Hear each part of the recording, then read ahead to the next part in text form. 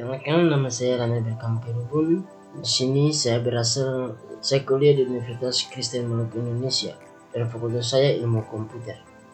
Dan di sini saya akan menjelaskan tentang statistik dan probabilitas dan pengertian statistika. Statistika adalah ilmu pengetahuan yang berhubungan dengan cara pengumpulan, penyajian, pengolahan, analisis data, dan penarikan kesimpulan dari hasil analisis data serta menentukan keputusan. Dan di sini tahapan kegiatan dalam metode statistik yaitu pengumpulan data, penyajian data, pengaturan dan penyusunan data, dan analisis data.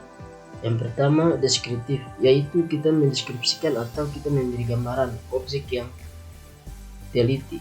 Dan yang kedua, inferensial. Inferensial berarti kita melakukan penarikan kesimpulan namun sebelumnya dilakukan suatu dugaan atau hipotesis. Dan tujuan pengumpulan data yaitu untuk kita memperoleh suatu gambaran dan dasar pengambilan keputusan. Dan penyajian data statistik. Definisi salah satu kegiatan dalam pembuatan laporan hasil penelitian yang telah dilakukan agar dapat dipahami dan dianalisis sesuai dengan tujuan yang diinginkan. Ya, di sini bentuk penyajian data. Di sini ada tabel jumlah responden berdasarkan umur, dan ada juga jumlah responden berdasarkan umur dan jenis kelamin. Oke, dan berikut model pengukuran data statistik.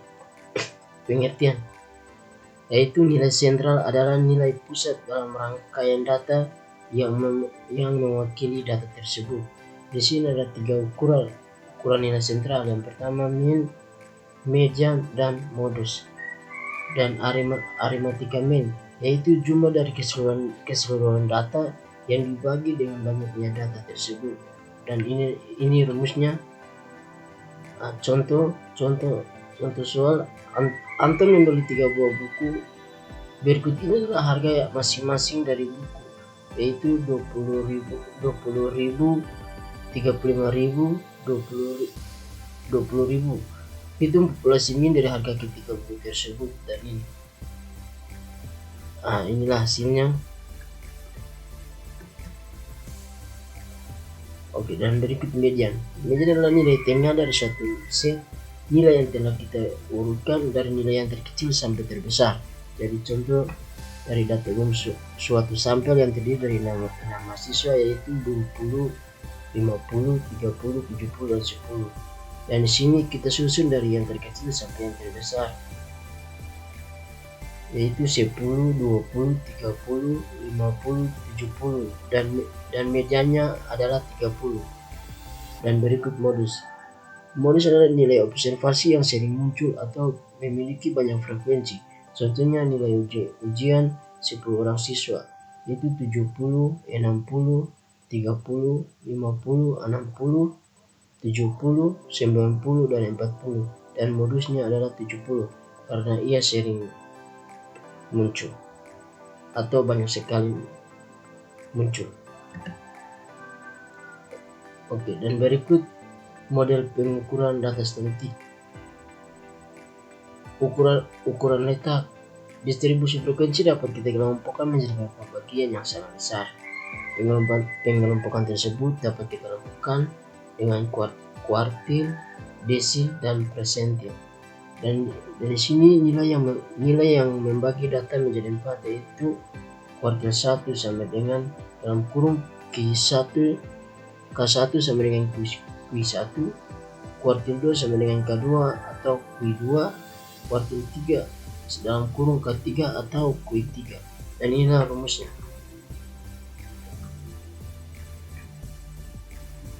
Contoh 1, tentukan K2, K3 dan dari data tersebut. Di sini ada data di punya urutan. Di sini kita urutkan datanya, dan di sini ini sama dengan jumlah datanya. Jadi di sini jumlah datanya 7. Jadi di sini kita ikut sesuai dengan rumusnya. Maka di sini letak K1 sama dengan 7 tambah 1 bagi 4 sama dengan 2. Oke. Sini berikut ukuran dan penyebaran. Dispersif mutlak, yaitu ada tiga, yaitu rangge atau selisih nilai maksimum dan minimum, dan yang berikut simpangan rata-rata atau nilai mutlak dari selisih. Dari selisih semua nilai dengan nilai rata-rata yang dibagi banyaknya. Dan berikut varians rata-rata kuadrat.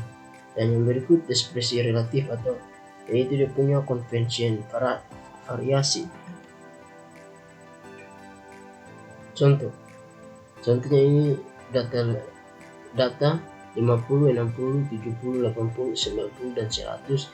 Di sini kita akan menentukan rangge, dia punya simpangan rata-rata dan varians. Dan di sini dia punya nilai maksimum yaitu 100 dan nilai minimum sama dengan 50, maka rangge sama dengan 100 kurang 50 sama dengan 50. Dan ini dia punya nilai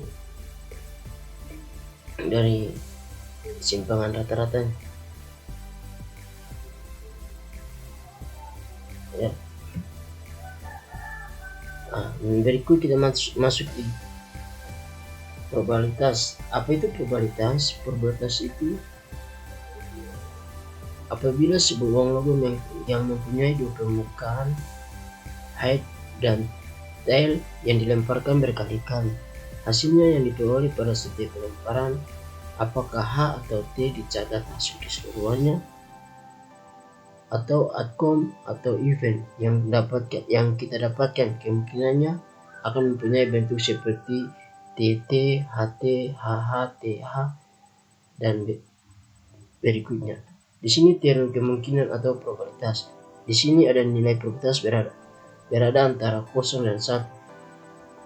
Yaitu yang pertama nilai O artinya kejadian yang tidak akan terjadi, sedangkan untuk B nilai A artinya nilai 1 artinya kejadian pasti terjadi, dan yang C nilai 0,5 artinya kemungkinan kejadian akan terjadi sama dengan kejadian.